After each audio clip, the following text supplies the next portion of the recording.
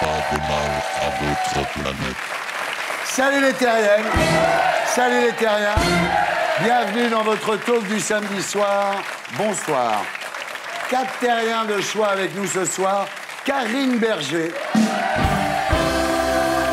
Berger, bonsoir.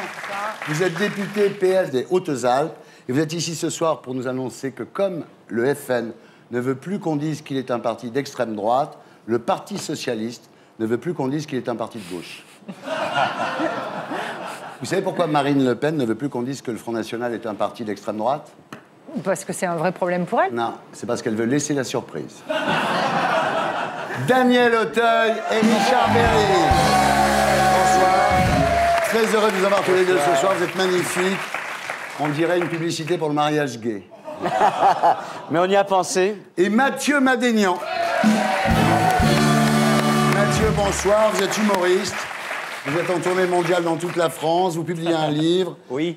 Et on vous retrouve toutes les semaines dans Vivement Dimanche prochain de Michel Drucker. Ouais. J'adore cette émission. Vas-y. Où des gens affalés sur un canapé regardent à la télé d'autres gens affalés sur un canapé. C'est ça, c'est la définition. En P3, après le zapping et Gaspard Proust, nous accueillerons notre invité du samedi 20h ce soir, Jonathan Destin, harcelé pendant des mois à l'école, qui a tenté de mettre fin à ses jours en s'immolant par le feu. Nous sommes ensemble jusqu'à 20h25 avec les Raymond de Fortune.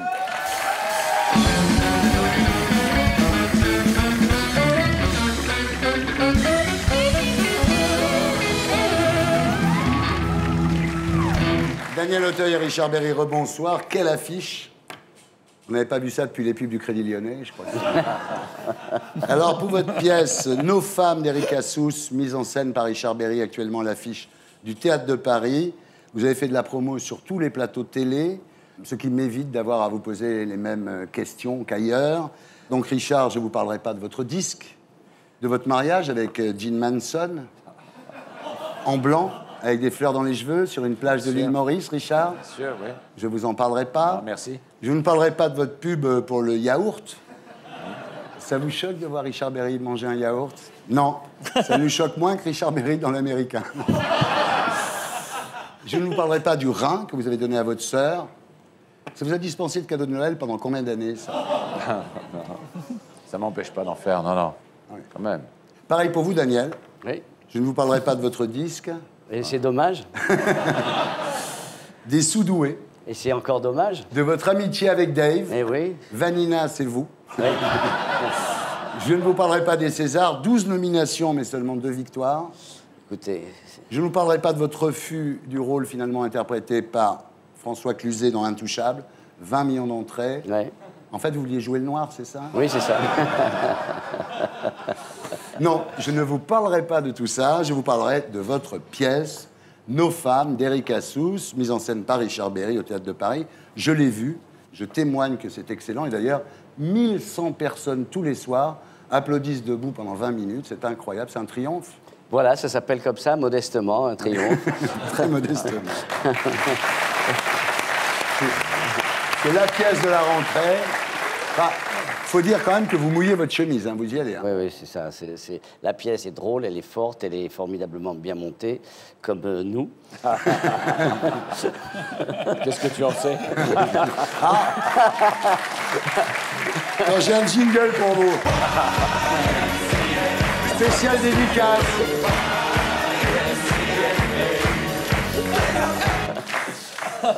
Alors, j'ai remarqué que durant la promo, vous avez tenu un équilibre parfait entre vous. Vous avez tout fait tous les deux. Et donc, vous allez répondre ensemble à mes questions de façon à ce qu'il n'y ait pas de jaloux. Ça va? Bien. Bien. Vous pouvez me faire le pitch de la pièce? Alors, ce sont deux amis amis qui ont l'habitude de jouer aux cartes tous les vendredis soirs. Ils attendent le troisième qui n'arrive pas.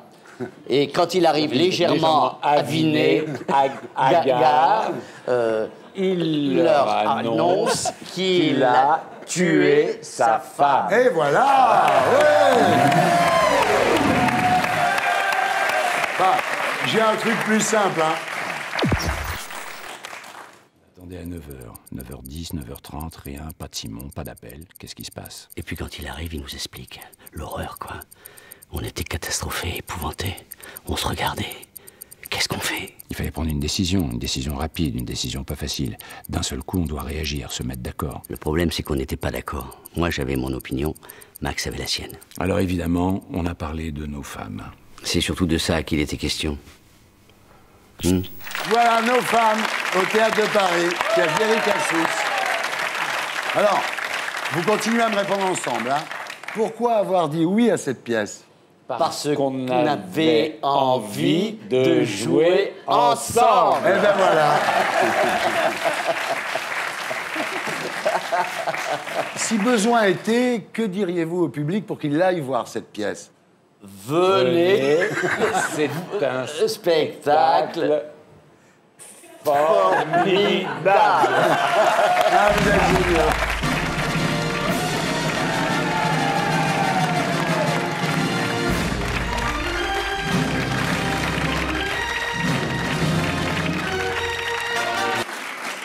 Alors, vous êtes nés la même année, vous vous êtes croisés durant votre carrière, mais c'est sur le tournage du film de Philippe Claudel Avant l'hiver, qui sort d'ailleurs le 27 novembre, que vous avez vraiment fait connaissance.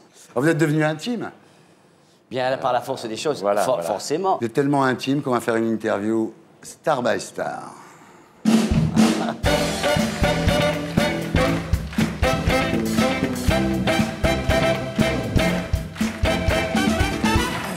Alors, je vais poser ma première question, n'est-ce pas? Salut Richard, tu vas bien? Eh ben écoute, en ce moment, ça va plutôt très bien, ouais. Oui, oui. Et toi? Ah, La moi question aussi, était moi, bonne. je vais bien. Ouais. Maintenant que la pièce Nos femmes est un carton, ça t'ennuie pas de continuer à faire de la promo? Écoute, faire Salut les Terriens, c'est quand même formidable. Cool. Oui, oui, oui. Au fait, tu crois que les gens viennent pour toi ou pour moi? Pour moi.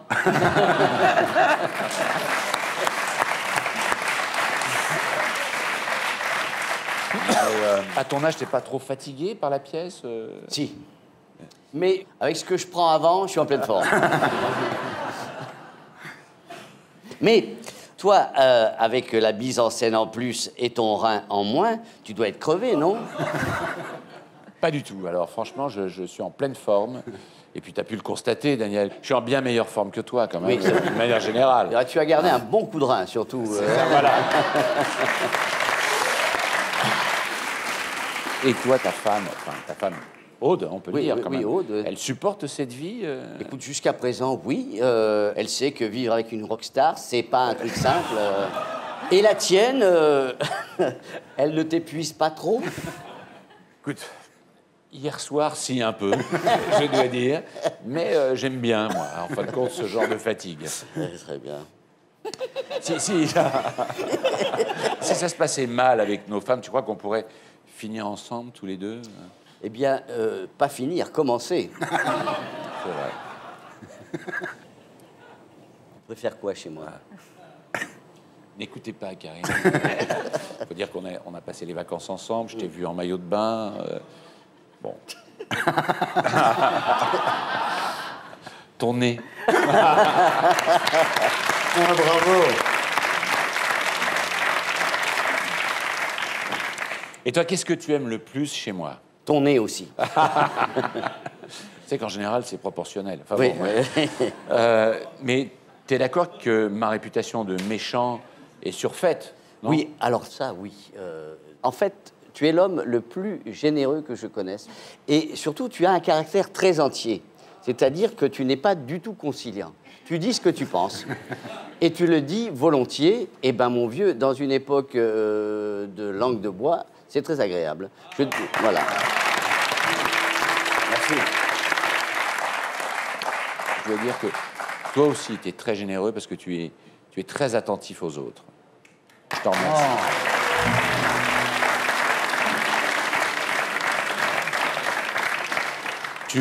Tu aimerais qu'on remette ça tous les deux au théâtre?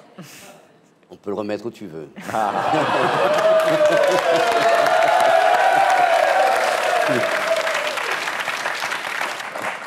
On est nés tous les deux la même année. T'es content de tes 63 premières années? Oui, j'ai fonde beaucoup d'espoir sur les 40 prochaines.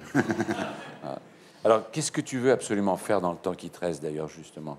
À faire l'amour. Pas avec toi, hein, mais aimer, Voilà. aimer jusqu'à la déchirure. Au secours, Dave sort de ce corps. Aimer. Voilà, aimer. Et toi, mon cher Richard, ton souhait le plus cher, c'est quoi? Bah, écoute, ce serait de pouvoir faire l'amour le plus longtemps possible, Ah, tu justement, vois. jusqu'à ce que mort s'en suive. Tu crois qu'on a bien vendu la pièce? Bon, écoute, ça, franchement, on s'en fout. Oui. Ça marche tellement bien qu'on n'a pas besoin de la vendre, la pièce. Ça y est, elle se vend toute seule. Et j'ai une dernière petite question à te poser, c'est... tu l'aimes bien, toi, Ardisson? Mais je l'aime bien, mais il m'emmerde un peu avec ses questions. Bravo. Mathieu Madénian, rebonsoir. Alors, père arménien, Ouais. vous êtes né à Perpignan. Ouais. En tant qu'Arménien, est-ce que vous avez plus peur des Turcs ou des tremblements de terre? C'est les deux vont ensemble Ouais. en fait. Ouais, c'est notre spécialité, c'est Aznavour et les tremblements de terre. Putain, mais... C'est l'hymne arménien.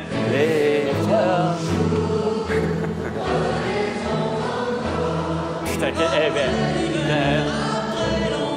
Ça, c'est classe.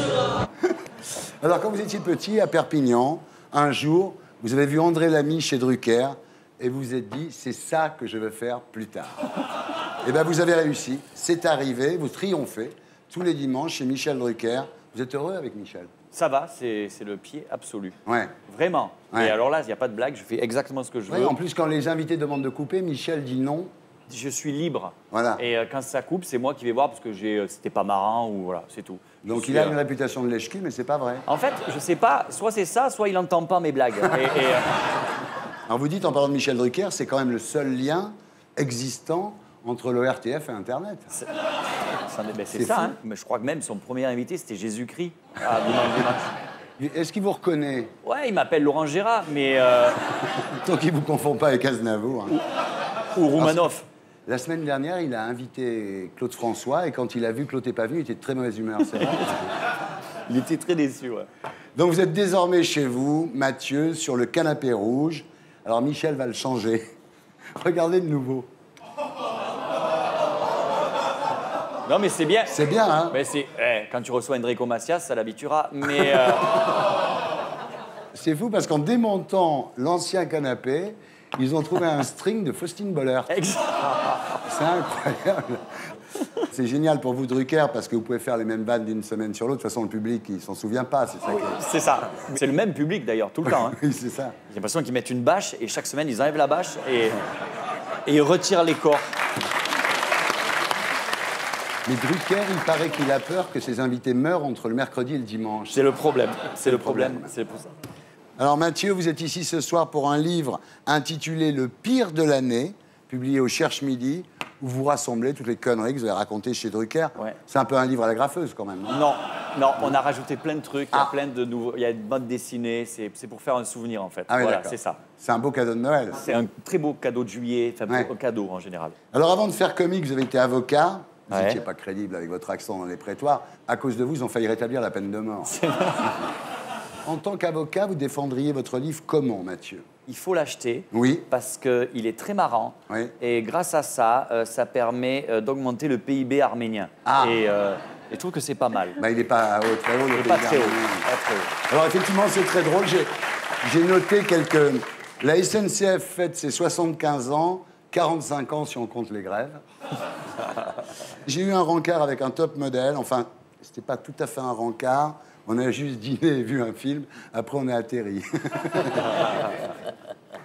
19% des femmes ont un orgasme dans les 2 premières minutes. J'ai pas de vanne, mais est-ce que je pourrais juste avoir l'adresse d'une de ces bonnes femmes? Et la dernière, c'est Michel Drucker. Michel Drucker n'a jamais fait d'enfant parce qu'il y a déjà beaucoup de Drucker à la télé, quand même. Ouais, c'est ça, exact. Bon, il y a le livre et puis il y a toujours le spectacle. Hein. Vous êtes en tournée mondiale dans toute la France. Ouais. On va regarder à quoi ça ressemble. On peut dire ce qu'on voulait de Ben Laden, mais honnêtement, le mec était fort. Le mec, c'était le chef des kamikazes et lui-même, il n'était pas kamikaze. C'est beau quelque part. Non mais qu'est-ce qu'il disait aux mecs pour les motiver? Mustapha, te prends pas la tête. T'essaies une fois, si ça te plaît pas, on arrête. Alors Mathieu, Oui. vous êtes toujours en déplacement en fait, donc vous avez du mal à joindre les gens, etc. Vous bossez beaucoup avec votre boîte vocale, donc on va faire une interview boîte vocale.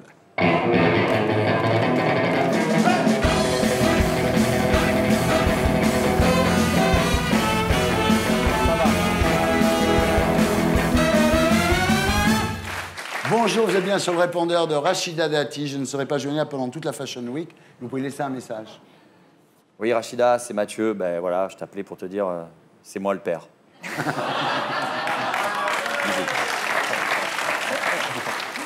Bonjour, c'est Pierre Ménès. Je suis à mon cours d'aquagym, mais au bip, vous pouvez laisser un message. Oui, bonjour, Pierre Ménès, c'est le livreur de pizza. Les 4 camions de pizza que vous avez commandés sont devant chez vous, on n'a pas le code pour entrer. Bonjour, vous êtes bien sur le répondeur de Teddy Riner. Je vous conseille de laisser un message gentil. Teddy Riner, t'es une grosse tafiole, voilà, et je veux te péter la gueule, voilà. Je m'appelle Thierry Ardisson, tu peux me rappeler. Bonjour, vous êtes sur le répondeur de Manuel Valls. Je suis actuellement à un concert des Gypsy Kings. Vous pouvez me laisser un message. Manuel, s'il te plaît, arrête de nous embêter, s'il te plaît. Bonjour, le répondeur de Zlatan. Vous pouvez laisser un message. Zlatan, c'est Mathieu Madénian. Bon, tu sais que je suis supporter de l'Olympique de Marseille, mais je trouve que tu es un super grand joueur. Voilà, je respecte le Paris Saint-Germain et je pense que vous serez champion d'Europe. Bisous. Façon de voir. Bonjour, vous êtes bien sur le répondeur de Mimi Mati. Je peux pas répondre, j'arrive pas à attraper le téléphone. Ah, déjà, la vanne est là. Ouais, Mimi Mati, salut, c'est Mathieu. Bon, on s'est rencontrés dans Vivement Dimanche. Je t'ai pas dit au revoir parce que je t'ai pas vu. Je t'embrasse. Ciao. Bonjour, vous êtes bien sur le répondeur téléphonique de Michel Drucker. Si, je suis encore vivant, laissez un message. Oh, putain. Oui, Michel, salut, c'est Mathieu Madénian. Voilà, je veux te dire, je vais arrêter de faire des blagues comme quoi t'es trop vieux. Ah oui, j'ai oublié.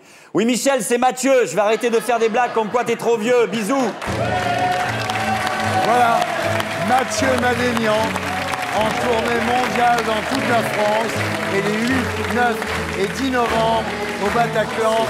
Vive l'Arménie! Karine Berger, bonsoir. Bonsoir.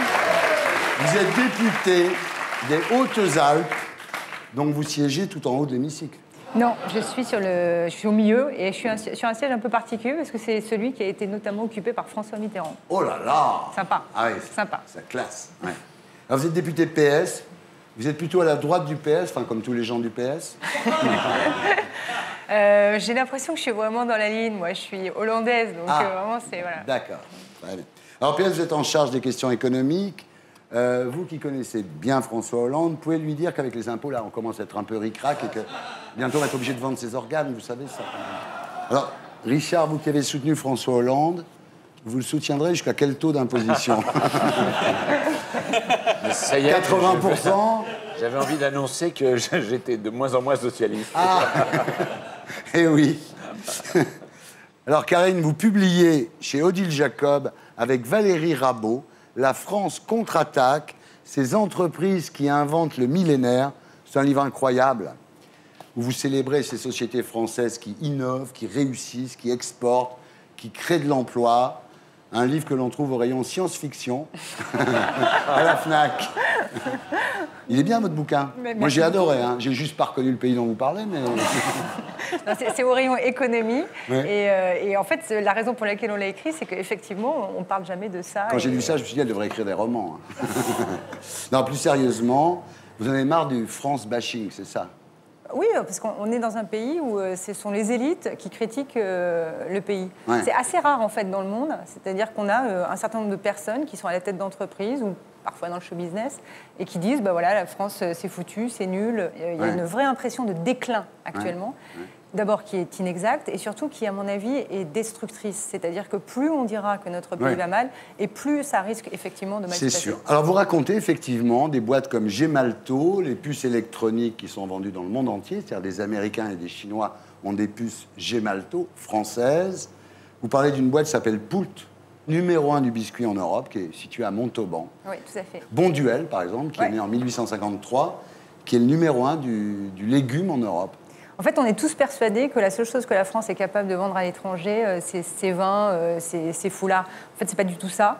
On a une grande capacité à être les meilleurs sur des marchés assez incroyables, des questions d'infrastructure, des questions effectivement d'agroalimentaire, des choses qui sont assez peu connues, mais qui, quand elles sont mises en avant, montrent qu'on a tout à fait la capacité, comme l'Allemagne, de faire des choses à l'exportation. Mais vous aviez écrit un livre qui s'appelait « Les 30 Glorieuses sont devant nous », déjà. Oui. Hein, vous êtes une optimiste, quoi.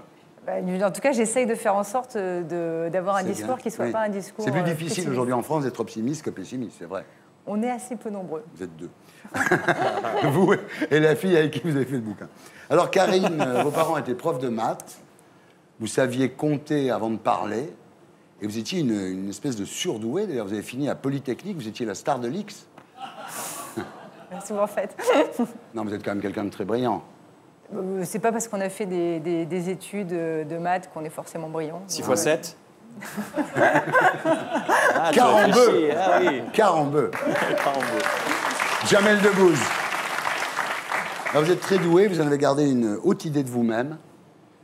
Et dans la Provence, le 16 juin, vous vous en doutiez, vous avez déclaré « Attention, on s'accroche ». Effectivement, je suis l'une des députées les plus visibles. J'ai le sentiment surtout d'être extraordinairement influente dans l'équilibre croissance-austérité. Ma voix a fortement porté et le président de la République l'a entendu. J'avoue que cette capacité à faire bouger les lignes, dès la première année de mon élection, a surpris. Vous saviez que c'était une interview, pas un entretien d'embauche? Non, mais quand on dit des conneries, surtout quand on fait de la politique et qu'on dit des conneries, on assume complètement. C'est pas des conneries, c'est juste un petit peu too much, quoi. C'est beaucoup trop much. C'est beaucoup too much. Alors vous avez gagné le Melon d'Argent 2013, oui, quand oui, même. Oui, hein, à égalité avec Arnaud Montebourg, ce qui le met en rage, d'ailleurs. Voilà, et c'est Manuel Valls qui a été Melon d'Or, oui, évidemment, 2013. Le melon. Alors, vous avez pris Alain Delon comme attaché parlementaire ou quoi? Vous savez ce qu'on va faire? On va faire une interview Alain Delon.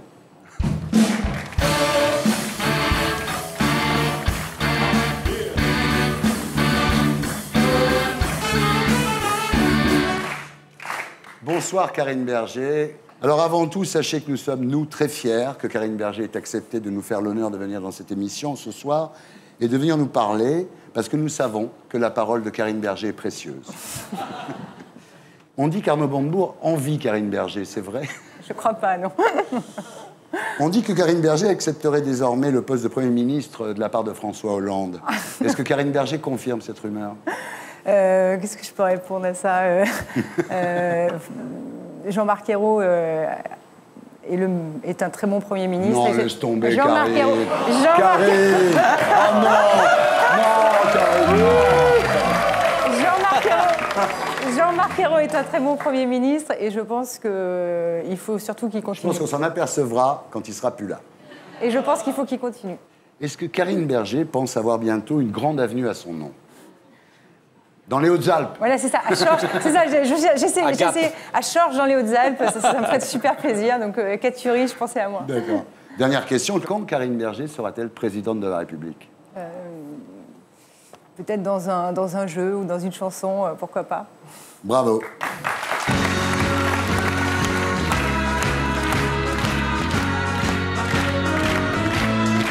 On passe maintenant à l'actualité de la Terre avec l'édito de Blacko. Et c'est Éric Brunet qui anime Carrément Brunet sur RMC que nous retrouverons sur ce plateau après le Magnéto. Ce soir, nous poserons la question: pourquoi interdire de travailler le dimanche et la nuit?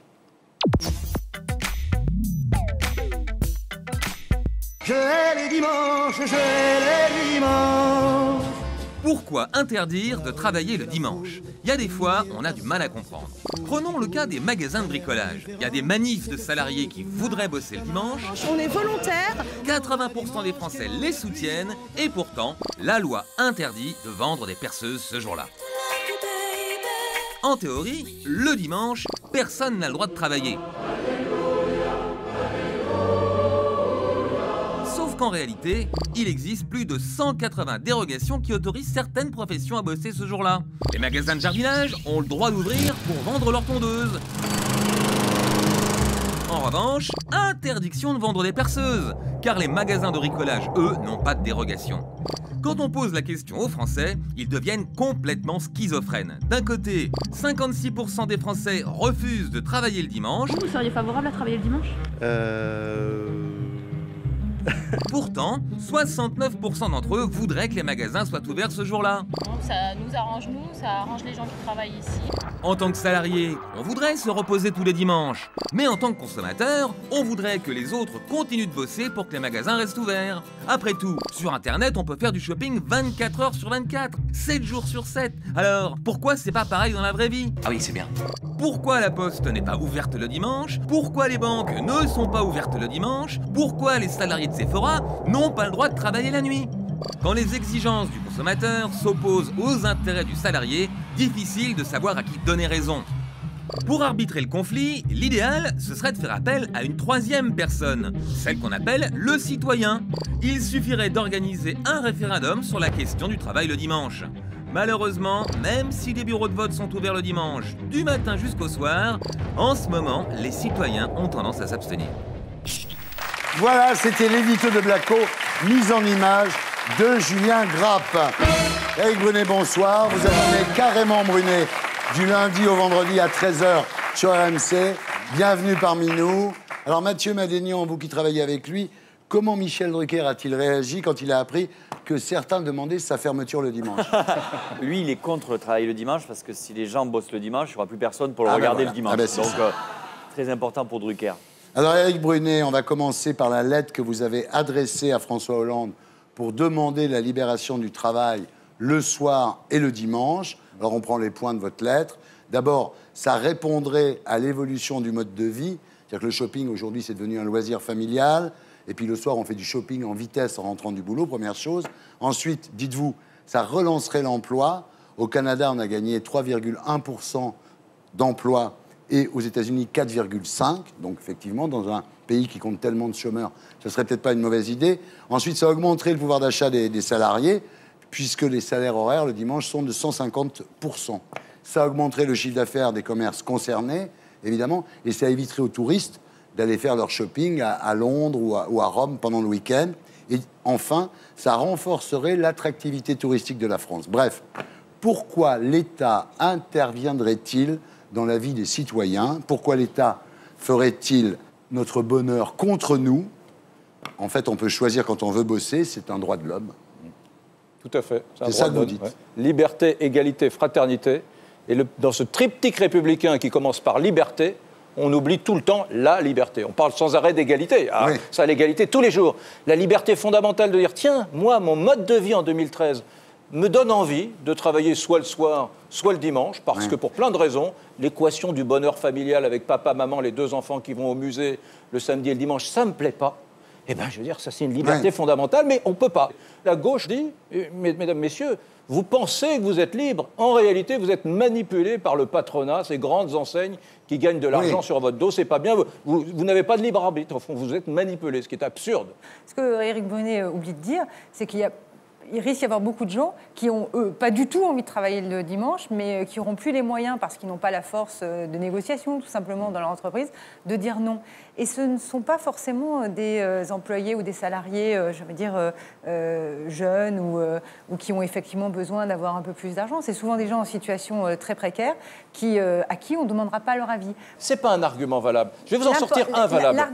L'argument valable, c'est la négociation. C'est-à-dire qu'il y a des gens qui représentent les salariés et les gens qui travaillent dans ce pays. C'est avec eux que la négociation doit se faire. Mais non, les syndicats ne représentent pas les salariés, puisque chez Sephora, par exemple, La plupart des salariés veulent travailler le soir et les syndicats ne sont pas d'accord. Si vous croyez encore qu'en France, les syndicats représentent les salariés... Les syndicats, tous réunis, représentent 1 à 2% des salariés du privé. Mais laissez-moi vous donner un seul argument. La France, c'est la première destination touristique du monde avec 83 millions de visiteurs par an. Eh bien, quand on traduit ça en chiffre d'affaires, on est la 5e destination touristique du monde. C'est-à-dire que la capacité touristique de la France, elle est au 5e rang. Il y a des pays comme l'Espagne, comme l'Italie, qui ont beaucoup moins de visiteurs que nous et qui, pourtant, avec leur tourisme, génèrent un chiffre d'affaires bien supérieur. Ça veut dire qu'en période de crise, on a un réservoir d'emplois considérable. On a des gens qui pourraient travailler avec des salaires à 150% parce que les grandes enseignes sont prêtes à payer, avec des repos compensateurs considérables. Vous qui êtes de gauche, c'est pas négligeable qu'il y ait des... Et en plus de ça,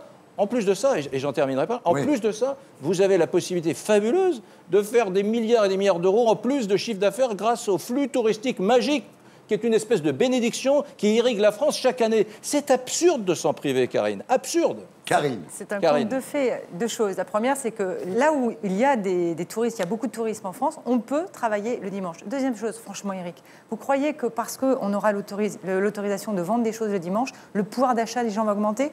Dans le porte-monnaie, qu'on soit le lundi, le mardi, le mercredi ou le dimanche, c'est sûr, quand on a 10 euros dans son porte-monnaie, que les magasins soient ouverts ou pas, c'est pareil. C'est la même chose. Il n'y aura pas d'augmentation du chiffre d'affaires, tout simplement parce que les gens, ils dépensent ce qu'ils ont et ils ne dépensent pas plus. Alors, moi c'est vrai, j'ai vu un mec le jour à la télé, on lui dit, mais c'est important le dimanche pour que vous puissiez vous cultiver, voir vos enfants. Le mec, il dit, attendez, vous ne mêlez pas de ça. Moi, mon fils, je l'ai le mercredi, on va dans des musées ensemble, et c'est pas à l'État de me dire quand je dois aller avec mon fils dans un musée. Si je veux y aller le mercredi, c'est mon problème. Et c'est tout le problème, en fait, c'est l'influence de l'État sur la vie des citoyens. Et c'est vrai que la République est assez présente dans la vie des citoyens, et c'est vrai que les socialistes encore plus. La République, c'est la décision en commun. Donc, je veux dire, les citoyens décident effectivement, et c'est une tradition en France, que le repos, c'est plutôt le dimanche. Il ne s'agit pas d'interdire aux gens de travailler dimanche, il s'agit de faire en sorte de préserver ce qui a été choisi il y a très longtemps et qui continue, d'après les sondages, à être choisi, c'est-à-dire le droit de se reposer le dimanche. Alors, Richard Berry, vous êtes pour ou contre? Non, moi, je suis pour le travail le dimanche. Je trouve ça aberrant dans une période de crise comme celle qu'on traverse en ce moment. On n'ait pas la possibilité de travailler quand on a envie de travailler, je veux dire. Et je crois qu'il y a autre chose qui s'ajoute à ça. Vous dites, bien sûr, le tourisme, mais le nombre de gens qui ont envie d'aller acheter le dimanche. Daniel? Effectivement, si on oblige les gens à travailler le samedi, effectivement, c'est terrible. Mais je crois que votre opinion c'est quelque chose d'idéologique, parce que on voit bien quand les deux parlent, les arguments, il n'y a pas d'argument à part le repos obligatoire, je veux dire. C'est juste idéologique, et ce n'est pas pratique. Et monsieur est pratique. Ce qui est drôlement intéressant, on parlait d'idéologie à l'instant, c'est que la droite, elle n'est pas sur le coup du tout. Hein. Non. Copé récemment dit non, mais le travail du dimanche, il ne faut pas trop y toucher. Parce qu'ils ont une base d'électeurs qui est catholique. Ouais. Donc ils disent, si on touche au dimanche, on va avoir les cathos contre nous. C'est pour ça, c'est tout. Donc ces gamines de Sephora, moi j'étais très ému, elles pleuraient. Bon, il n'y a plus personne qui les défend. Aucun syndicat. La CGT dit, tout ça vise à contraindre le consommateur à un temps utilitariste où l'unique but de la vie hors du travail serait la consommation à outrance. C'est faire croire que le bonheur passe par l'acquisition d'un bien. C'est ce que vous pensez, vous? Non, moi, ce que je pense, c'est que la liberté, c'est aussi la liberté de ne pas travailler le dimanche. Mais encore une fois, je pense qu'on sous-estime le rapport de force en question. Enfin, le marché du travail, c'est un rapport de force. Et le rapport de force, il doit se faire avec une négociation... c'est assez marxiste, comme concept. Le marché du travail, il y a un rapport de force. Ce que vous craignez, c'est quoi? C'est un rapport contractualisé. Moi, je dirais que c'est un rapport contractualisé. Je crois que même le plus libéral comme vous reconnaîtra qu'il y a quelqu'un qui a une négociation avec un contrat, donc un rapport de force. Oui, mais... La question, elle est la suivante. En France, heureusement, on a des lois qui protègent les gens contre le fait de travailler plus de 6 jours par semaine. Voilà. On a un certain nombre de règles, c'est le Code du travail, et ça protège, ça met en sécurité beaucoup de gens contre des abus. C'est sur ce socle-là que la négociation doit porter. C'est-à-dire comment faire en sorte que les droits de ceux qui n'ont aucune voix au chapitre dans leur entreprise soient quand même protégés, y compris si on donne plus de flexibilité. On est d'accord, si les gens ne veulent pas travailler, on ne va pas les obliger. Mais ce n'est pas facile quand on est... Enfin, la plupart des gens, excusez-moi, la plupart des gens qu'on voit interviewer chez Sephora, dans les magasins de bricolage, etc., ils disent, nous, on veut travailler. Alors, vous n'allez pas me dire qu'il y a un patron avec un flingue sur la tempe. Mais on est d'accord, c'est-à-dire que la négociation doit porter bel et bien sur l'exception. Ah, t'es pas pour l'exception? Non, juste pas pour l'exception, parce qu'il faut bien comprendre que Dans un pays où on a un code du travail aussi nourri, aussi dense que le nôtre, enfin franchement, personne, aucun salarié ne présente le risque d'être dans la situation demain, de travailler dans des conditions terribles. La France est le pays le plus protecteur dans le domaine du droit du travail. Avec des gens comme vous, il est évident que jamais personne ne sera dans une équation difficile et contraignante. Alors, ce qu'il faut dire, c'est que le président Hollande, dans sa grande sagesse, a demandé un rapport, parce qu'en France, maintenant, dès qu'il y a un problème, on demande un rapport. Donc voilà, on a demandé un rapport à M. Bailly, qui dirigeait la Poste. Et donc, à l'issue de ce rapport, donc c'est vrai qu'à la Poste, ils ne bossent pas le dimanche. Hein. Et alors, non mais sérieusement, donc à l'issue de ce rapport, donc vous allez faire une loi, vous allez faire quoi? Non, mais il y a déjà beaucoup de textes. Il faut savoir que les exceptions au travail de dimanche, je crois que c'est 23 pages du Code du travail, juste comme ça. Donc il y a quand même déjà beaucoup de choses. Je pense que le rapport de M. Bailly permettra simplement de clarifier les choses. C'est-à-dire qu'une entreprise saura très clairement si elle est dans le cas d'exception autorisée ou si elle doit se... Donc il y a des entreprises qui n'ont pas le droit, même si tous les salariés sont d'accord, on leur dira non, vous ne travaillez pas le dimanche. C'est ma position, je pense que ça doit rester. Mais ça doit rester l'exception. C'est soviétique. Comment tu peux laisser passer ça? C'est l'URSS. Ah non, mais c'est soviétique. Malheureusement, les salariés qui rêvent de continuer à travailler le dimanche ont déjà perdu le match d'avance, puisque, encore une fois, tous les syndicats, et ça je trouve ça assez honteux, tous les syndicats sont contre le travail du dimanche et en soirée, les partis de gauche et les partis de droite sont contre. Donc j'ai envie de dire que c'est cuit. Donc ça sera comme aujourd'hui, en fait. Ça sera comme aujourd'hui. Donc il ne va rien se passer. Ça sera pire, je pense que ce sera pire. Ça va être pire. Oui, je pense. Mais très bien. Éric, merci d'avoir été avec nous. Et nous accueillons notre invité du samedi 20h ce soir, Jonathan Destin. Bonsoir. Alors, Jonathan, pendant 6 ans, de 10 à 16 ans, vous avez été harcelé à l'école. Vos bourreaux vous ont battu, ils vous ont racketté, ils ont menacé de tuer vos parents si vous parliez. Pendant 6 ans, vous n'avez rien dit à personne. Vous aviez trop honte, vous aviez trop peur. Et le 8 février 2011, vous décidez d'en finir, de vous suicider, en vous immolant par le feu à l'âge de 16 ans. Cette histoire, vous le racontez dans un livre publié chez XO et intitulé « Condamné à me tuer ». Vous nous la raconterez à 20h. J'accueille Gaspard Proust pour « Elle est pas belle la vie ».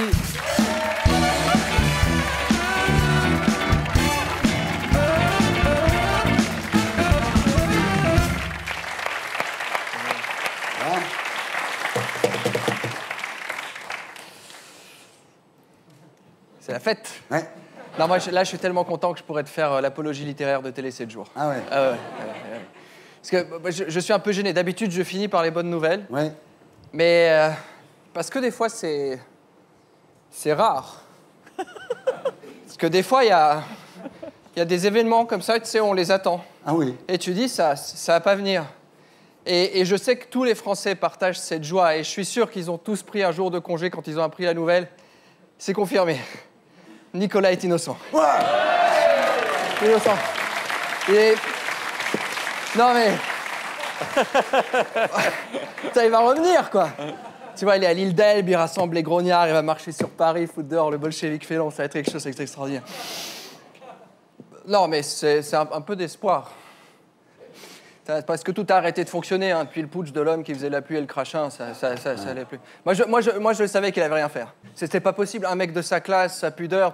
Sarko, c'est un chanoine, il allait pas escroquer la momie princesse de la laque anti-rides, là, c'est pas possible. Non. Et quand bien même il lui aurait chouré du blé à la Bettencourt, hey, je veux dire, il l'a quand même sorti de Colombie. Ouais. Alors ça va, quoi. Attention, qu'on ne se méprenne pas. Je ne suis pas partisan. Hein. Non, non. La gauche, depuis 1 an et demi, elle a fait des trucs vachement bien aussi. Hein. Elle a perdu toutes les élections. Non, mais il se prépare. Hein. J'ai entendu qu'en coulisses, là, c'est branle-bas de combat, les brainstorming. À Morano-Lefebvre, on repris des abonnements aux bibliothèques municipales. Balkany est allé acheter du ciment et un baril vide pour couler Fillon dedans. Enfin, ça va être... Parce que Fillon, en ce moment, il est un peu... Il fait tout à l'envers. Hein. Ah ouais. C'est parce que la procédure habituelle en politique, c'est quoi? Tu dis que tu vas être candidat à la présidentielle, ensuite tu rassembles ta famille politique, et après tu racoles un peu les voix du FN au second tour. Voilà. Lui, non. GPS, politique détraqué. D'abord, il gratte du côté du FN, ensuite il divise sa famille politique, et à la fin, il dit qu'il est candidat. C'est vrai. C'est juste. Le mec qui vient d'inventer le moonwalk politique. Bon, politique toujours. Brignoles, cantonale explosive. Le PS n'est pas au deuxième tour et le FN fait plus de 40%. Alors la question que tout le monde se pose, mais qui se cache derrière les électeurs du PS? Réponse tout de suite, dans Enquête excluante. Bonjour, je suis Gaspard de la Proustelière. Ils se disent socialistes et ne s'en cachent pas. Ce soir, Enquête excluante a voulu en savoir plus sur ces militants dont les élus ne dépassent plus le premier tour de scrutin. Brignoles. D'un côté la garrigue, les oliviers, des petites gens qui vous accueillent à coups d'œufs. Alors, il y a trop d'étrangers. Mais Brignoles, c'est aussi un visage plus sombre. L'accent de merde. Ce sont aussi les associations de quartier, l'engagement bénévole, la défense des citoyens, bref, le socialisme. Ces gens qui se réclament d'un homme nommé Désir, sans sucre, un nuage de lait.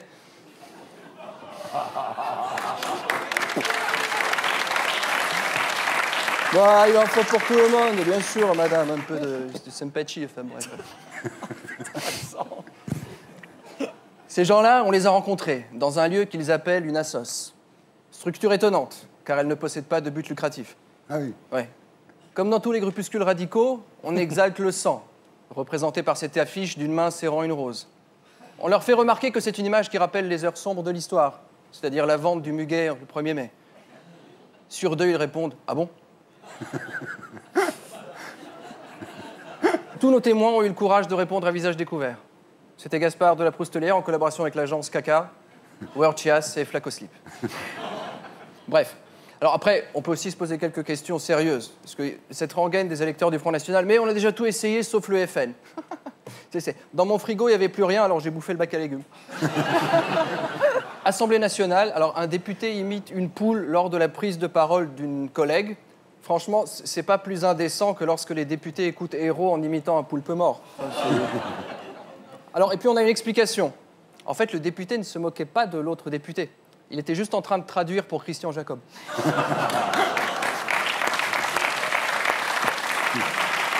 Bon. École. Un professeur en garde à vue pour image pédophile, si on commence à stigmatiser des profs qui s'intéressent vraiment aux élèves.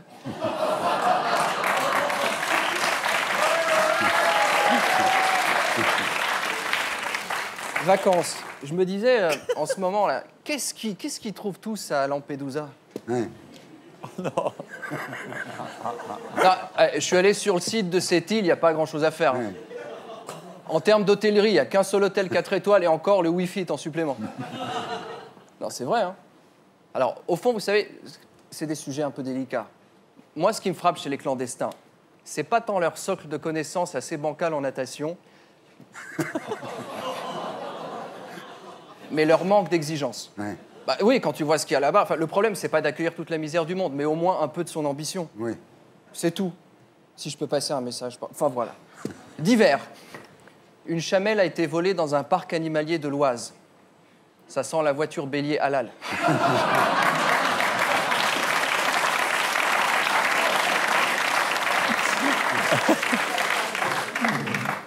Sport. Paris va accueillir les Gay Games 2018. Bon, c'était limite, hein, il paraît que tout s'est joué lors du grand oral. Un bel événement. Non, mais n'applaudissez pas, c'est honteux. Alors, c'est un bel événement pour la télé, à part les épreuves de lutte qu'il faudra passer en crypté. Hein. Alors, bonne nouvelle. Ah. Oui, le Nobel de physique a été décerné à François Englert et Peter Higgs pour la découverte du boson de Higgs. C'est très important. Très, très important. Parce que tu vois, sans ça, au quotidien, on ne pourrait pas expliquer la brisure de l'interaction unifiée électrofaible en deux interactions par l'intermédiaire du mécanisme de Brut-Englert-Higgs-Hagen-Guralnik-Kibble. Donc j'ai envie de dire, faites du buzz au boson. Alors, la belle la vie. Voilà, c'était Gaspard Proust, que vous retrouverez ici la semaine prochaine. Et d'ici là, demain à 15h sur Canal+, et bien sûr sur canalplus.fr. Terrien. Vous pouvez suivre l'actu de l'émission et réagir sur Twitter via le compte Les Terriens et le hashtag SLT. On passe maintenant à notre invité du samedi 20h.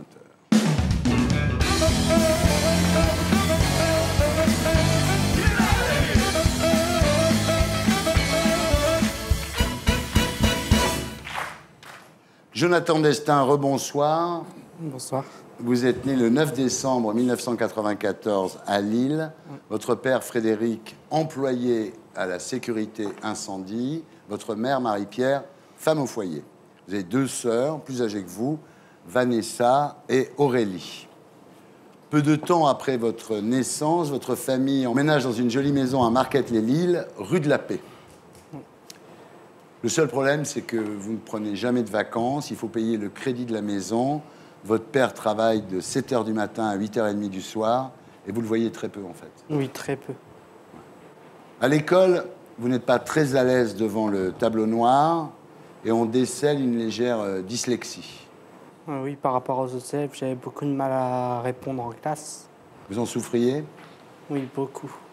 Résultat, vous commencez à vous replier sur vous-même. Il faut dire que vous êtes un enfant assez timide, assez peureux. Oui. Vous dites, je suis né comme ça, j'ai peur qu'on me juge. Oui, exactement. Et votre famille, vous aviez peur qu'elle vous juge? Oui, aussi. Aussi, la famille aussi. Oui. Alors c'est en CM2 que vous commencez à subir vos premières brimades, des moqueries, des insultes. D'abord sur votre nom, Destin.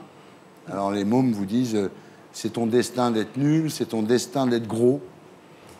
À 11 ans, vous pesez déjà 70 kilos. Oui, c'est ça. Plus les autres me traitaient de gros, et ben, plus je mangeais, ce que ça me réconfortait. Alors on vous traite de gros con, de gros porc, enfin c'est très difficile. Vos parents commencent à avoir des doutes sur ce que vous subissez en dehors de la maison. Et un jour, votre maman vous suit discrètement, et ce qu'elle découvre fait froid dans le dos. C'était un matin, j'allais tranquillement à mon école.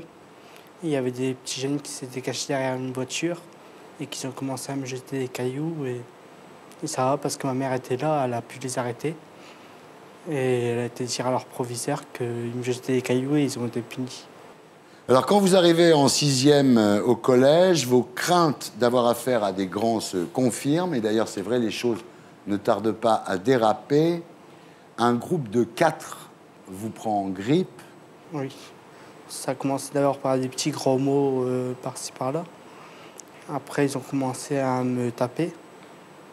Des coups de pied, des coups de poing. Alors le prof principal vous dit, c'est pas grave, ils ne font que s'amuser avec toi. Oui. En fait, il s'en fout. Oui, le prof, il avait peur des autres élèves. Ouais. Je le sentais qu'il avait peur. Ouais. Une fois, un prof avait dit quelque chose sur les élèves qui m'avaient frappé. Et le lendemain, il s'est fait crever les pneus de sa voiture. Ouais, c'est ça. C'est-à-dire qu'en fait, les profs ont peur des élèves, donc ils vous laissent finalement être la victime de tous ces gamins qui vous torturent, en fait. Oui, exactement. Alors la cantine devient rapidement un enfer pour vous. Oui, il me jetait de la nourriture, de l'eau. Il me mettait des coups de pied sous les tables, des coups de poing. Ouais. Alors vous en parlez à votre grande sœur, elle va voir un jeune pour l'engueuler. Et là, c'est pire, c'est-à-dire que plus on leur dit arrêtez de faire ça, plus ils le font, oui, en fait. Plus ils continuent. Donc vous, ça vous renferme encore un petit peu plus sur vous-même. Oui. Alors dans la cour de récréation, c'est pareil. Oui, en fait, je me cachais dans les cages d'escalier. Et le professeur est arrivé, en fait. Et il m'a dit il faut aller jouer dans la cour et il faut jouer avec les autres. Mais moi, je voulais pas lui dire que en fait, quand je jouais avec les autres, c'était pour me faire tabasser. Vous n'avez pas osé lui dire? Non. Et lui, il s'en doutait pas? Il y avait des surveillants qui le voyaient que je me faisais taper. Ouais. Mais ils disaient rien parce qu'ils avaient peur, encore une fois, des autres élèves. Alors en classe, on vous balance des bouts de papier, on vous balance des stylos, on vous balance des gommes, on vous pique avec des compas. Oui, tous les jours. Vous étiez le souffre-douleur de la classe. Oui. Alors il faut dire que vous êtes dans une école sans punition. Alors évidemment, les élèves ne respectent rien et les profs laissent faire puisqu'il n'y a pas de punition dans cette école. Pas beaucoup. Pas beaucoup. C'est vraiment rarement. Ouais. Alors vos parents ne savent pas la vérité, mais ils perçoivent quand même votre mal-être. Ils vous changent d'école pour vous mettre dans une autre école, une classe au rythme ralenti, adaptée à vos difficultés. Mais là, tout de suite, les plus grands repère une proie facile, en fait. Oui. Alors un jour, vos bourreaux vous cognent la tête contre un mur. Et le professeur est venu voir ce qu'on faisait. Et il a dit, il est tombé, en fait. Alors là, évidemment, Jonathan, vous sombrez dans la dépression. Chez vous, vous passez votre temps enfermé dans votre chambre, à pleurer, oui. En écoutant du métal à tue-tête. Hein. Oui, c'est que ça qui me calmait. Ouais. Un Metallica. Alors, vos parents, en fait, ils voient bien qu'il y a quelque chose qui se passe mal, mais ils croient à une crise d'adolescence. Et vous n'osez pas en parler à vos parents. Pourquoi? Non, toujours parce que j'avais très honte et que j'avais toujours peur des représailles. Ouais. Vous dites, dans ma tête, j'étais comme dans une prison. Plus je me taisais, plus j'étais malheureux. Ouais. C'est là que vous commencez à être racketté sur le chemin de l'école. En quelques semaines, un régime de terreur s'installe. Tous les matins, votre mère vous donne 5 € pour acheter un sandwich et une boisson. Et vous ne mangez pas, vous donnez l'argent à vos tortionnaires. Vous finissez même, pour avoir de l'argent, par piquer dans le sac de votre mère. Alors là, vous avez honte de vous, en plus. Oui. Ouais. À mes sœurs aussi. Alors là, vous commencez à nourrir des pulsions suicidaires et vous commencez à regarder sur Internet. Il suffit de taper « Comment se suicider ?» Oui. Le 6 février 2011, quand vous rencontrez vos tortionnaires, pour la première fois, vous essayez de vous défendre avec un canif. Oui, j'ai fait un tour sur moi-même, en fait, avec le canifle. Ouais. Et j'en ai blessé un d'entre eux, en fait. Où? Au torse. Alors là, vous vous dites, bon, ben voilà, je leur ai fait peur, je me suis débarrassé d'eux, mais le lendemain, quand vous les revoyez, leurs menaces prennent une autre ampleur. L'un d'entre eux a un revolver, il le pose sur votre crâne et il vous dit, demain, tu ramènes 100 € ou on te fait la peau. Oui, c'est ça. Déjà, 5 €, j'avais beaucoup de mal. Et donc, 100 € pour moi, c'était pas possible. Ouais. J'avais pas les moyens. Ouais. Et là, Jonathan, vous décidez d'en finir. Le 8 février à midi, vous vous rendez dans un supermarché, vous achetez une bouteille d'alcool à brûler. Quelques minutes plus tard, vous êtes au milieu d'un pré, au bord d'un canal, le canal de la Deule, et vous vous renversez le contenu de la bouteille d'alcool à brûler sur le torse. Ah oui, pour moi, c'était la seule solution. Il n'y a pas d'autre issue? Non, pour moi, il n'y avait pas d'autre solution. Vous n'avez pas pensé à aller en parler à votre maman?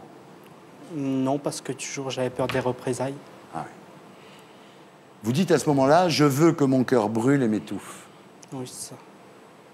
Vous êtes rapidement une torche, la douleur est atroce, mais la mort ne vient pas. Ça vous fait tellement mal que là, vous vous roulez dans l'herbe pour éteindre les flammes. Oui, comme dans les films, Ouais. ça n'a pas arrêté les flammes. Ça continue à brûler. Oui. Vous courez vers le canal, vous sautez dans l'eau et le courant vous emporte. Ah oui, je pensais que j'allais me noyer et aller vers les péniches. Ouais. Donc j'avais très peur, j'ai commencé à crier. C'est-à-dire un instinct de survie qui dépasse votre envie de vous suicider, en oui, fait. c'est ça. Alors le courant vous emporte, mais au moment où vous allez vous noyer, une femme sur un pont vous jette un câble. Oui. Et ce câble, vous l'attrapez. Oui. Miracle. Oui. Voilà, donc après 2 mois et demi de coma, vous revenez à la vie avec votre corps brûlé à 72%. Vous êtes vraiment dans un sale état. Et le chirurgien vous dit, Jonathan, est-ce que tu veux vivre, oui ou non? Parce qu'à ce moment-là, vous êtes vraiment en bascule entre la vie et la mort. Oui. Et vous répondez oui. Oui. Quand le chirurgien m'a expliqué par où j'étais passé, la mort, les opérations, eh ben, il m'a dit toutes les personnes qui m'ont sauvé la vie. Et moi, j'ai dit, bah oui, il faut que je vis maintenant. Et ça vous réconcilie quelque part avec l'existence. Oui. Alors, il faudra 17 opérations et 1 an de rééducation pour que vous retrouviez une vie presque normale. Aujourd'hui, ça va mieux. Oui, oui, beaucoup mieux. Aujourd'hui, vous dites, je m'en veux tellement de n'avoir pas su parler. Oui, c'est ça. Vous dites, ça sert à rien de mourir. Quand on meurt, ce sont les autres qui gagnent. Oui. Aujourd'hui, je suis content d'être en vie. Voilà. Merci de votre témoignage. Qu'est-ce que vous avez envie de dire aux jeunes aujourd'hui Bah, qui se font racketter? Surtout qu'ils en parlent et Ouais. qu'ils ne restent pas seuls. Merci, Jonathan. Voilà, c'était Salut les Terriens, votre talk du samedi, avec Karine Berger, députée PS des Hautes-Alpes pour la France contre-attaque, chez Odile Jacob, Daniel Auteuil et Richard Berry, nos femmes actuellement au Théâtre de Paris. J'espère que vous arriverez à trouver des places, ça vaut le coup. Mathieu Madénian pour le pire de l'année au Cherche Midi, et puis en tournée mondiale dans toute la France. Éric Brunet de RMC et Jonathan Destin pour Condamné à me tuer chez XO Éditions. Merci. Merci à tous ceux qui m'ont aidé à faire cette émission. Salut les Terriens.